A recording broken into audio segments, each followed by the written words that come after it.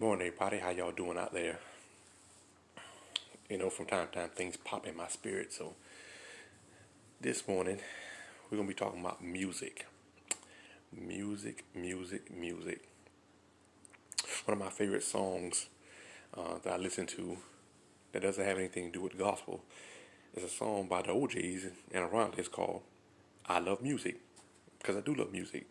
Music is one of the things that's universal all over the world, helps connect us. But sometimes we allow music to divide us, especially sometimes in the Christian community. We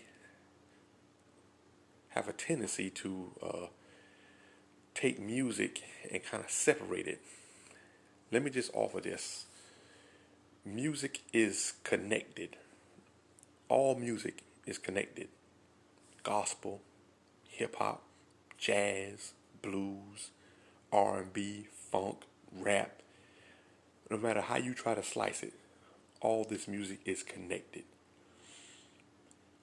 I'll give you a couple of examples. First example I use a man that the whole world probably knows. We'll use Elvis Presley. Elvis Presley is widely regarded as the king of rock and roll, right? But did you know that to hone his skills, Elvis Presley put on a disguise and went to a lot of black churches because he wanted to get that feeling in his music. So he went to the black churches and listened to them sing. Okay, pretty sure you all know who the Beatles are, right? Well, a lot of songs they were singing were by black artists. Twist and Shout, that's a song by the Isley Brothers. Oh yeah. They were looking at people like Chuck Berry, Fats Domino, you know, the Rolling Stones, Mick Jagger. He executive produced the James Brown movie. See, he got first-hand knowledge about James Brown on a show in 1964 called The Tammy Show, while he was standing backstage watching James Brown perform, and became one of his mentors. Show you how this music is connected, right? Back in the day, Ray Charles was making country and western albums, and they were going number one, and people were giving him flack for it. This music is all connected, right? Okay, so James Brown influenced Michael Jackson, Prince, people like that, right?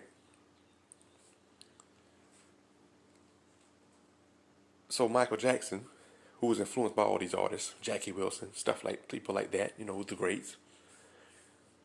So on his Bad album, pretty sure a song called Man in the Mirror. Did you know that he used Andre Crouch in his choir? And that Andre Crouch had a lot of input on that song? See, his music is all, but yet sometimes we want to take the music and bash people. Like, okay, if they're not singing gospel, they're bad. They call it secular music, trying to separate it. But I'll offer you this other example. It's a song called Best of My Love by The Emotions. Wonderful song. It's a beautiful song talking about just love and emotion. The Best of My Love. Did you know a gospel artist took that song by the name, and the artist's name was Anita Wilson, took that song. It's called You Are My Love. Then in the captions, it's got Best of My Love. It's using the same exact music. She just changed the words. So I guess that makes it okay. See, this music is all connected. It's all connected. You're in the position of power when it comes to music. If you're listening to a song and it bothers you, you know what you can do? You can turn it off. You can not listen to it. But it's not my intention to sit up here and tell you what music you should listen to. Same way I don't want anyone telling me what music I should listen to. It's all about what is comfortable for you. And if something is disturbing your spirit, then don't do it. But we like to sit up here and tell people what they should do, how they should dress. If the Spirit of Christ is on the inside, it's going to govern you. It's going to give you that spirit of discernment with everything. And that includes music. See, a lot of times we can't separate the musician from the music. So I give you an example.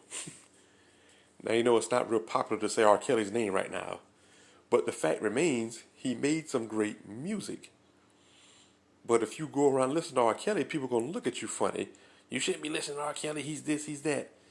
They can't separate the musician from the music. Same thing with Michael Jackson. Was accused of sleeping with little boys or whatever, even though he was acquitted. And they came out with this little documentary last year and tried to bring it back up.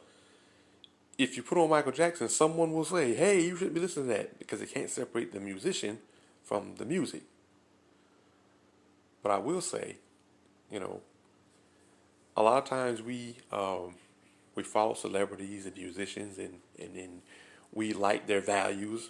But the fact of the matter is, we don't know what they're doing when they're not on TV. We're not around them all the time. So we pick and choose who we like.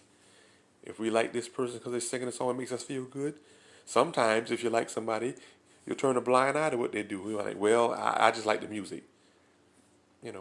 But music is universal. It helps us. It brings us back to a place. Like I listen to a lot of old school R&B because it brings me back to when I was living in Brooklyn.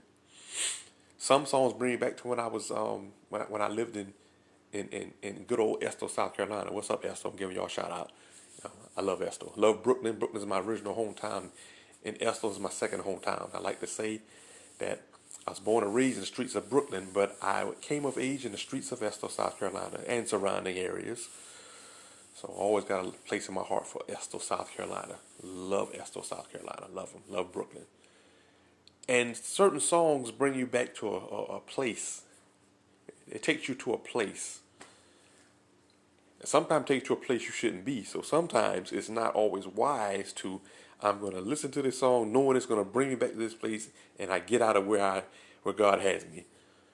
So you just got to use judgment, and sometimes people can help you with these things, but sometimes they can't. But if you have the Spirit of Christ on the inside of you and it gives you that spirit of discernment, it will give you the strength, the knowledge to know what to do.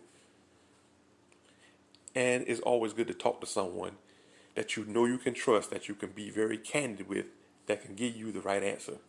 You don't need somebody always telling you you're always right, because guess what? You're not always right. So yeah, put on a good song. It'll help you. It'll help you through. And I love to listen to good gospel songs. It helps you. It helps you. It brings you to a good place. But there are songs that are not gospel, that are very wonderfully written songs, wonderfully sounding songs. And yes, they may not be talking about Christ or the Holy Spirit or whatever or the like, but they're talking about good things. They're not talking about out here committing crimes. They're not talking about a lot of sexual things. They're talking about just good things to listen to that can help you along the way. So as usual, I like to tell you, don't be so judgmental, because when you judge people, you're not right either. But music is all connected, y'all. It's all connected. Go listen to some of these songs and you'll discover that some of the gospel songs have borrowed from the R&B world and vice versa. Some of the R&B artists started out singing in the church. I tell you, when it blew my mind, I was watching Unsung. It's a show that comes on TV One, watching that, and found out that the group Silk, it's an R&B group called Silk. Y'all know this. Y'all know who Silk is. They sing the song "Freak Me, Baby." They were a gospel group, and when that song came out, they were really nervous about when that song came out.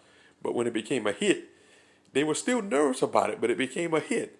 But they started out as a gospel group. So all this stuff is connected. It's connected.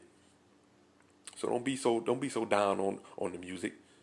You listen to what makes you comfortable, and if it doesn't, don't listen to it.